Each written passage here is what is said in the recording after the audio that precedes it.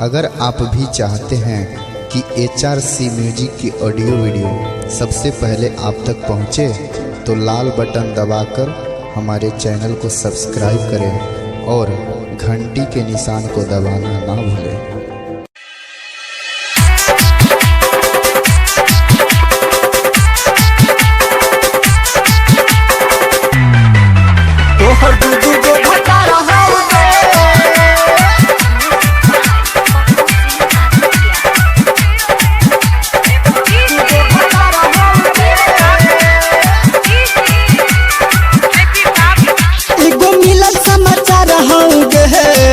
तोहर दूधू गो भटा रहोगे, दूधू गो भटा रहोगे।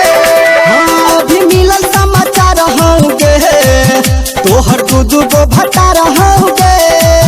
ओके तोहरे चक्कर में तबाह एगो केल को दिया हवाके। हम अभी कुमार छियोगे, तोहर दूधू गो भटा रहोगे। एगो मिलल समाचार रहोगे, तोहर दूधू गो भटा रहोगे। भटा रहोगे, भटा रहोगे।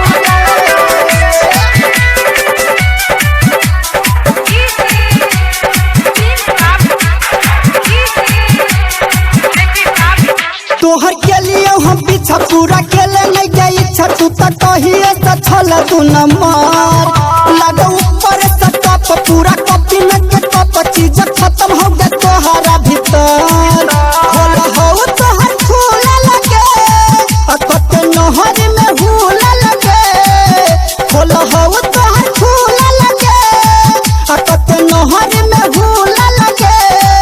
सच बतिया हमार होगे, तोहर दूधू गो भटा रहोगे।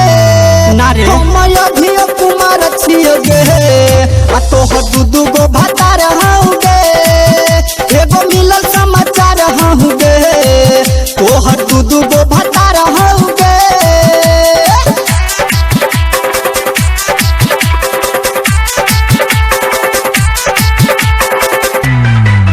तोहर दूधू गो भटा रहोगे,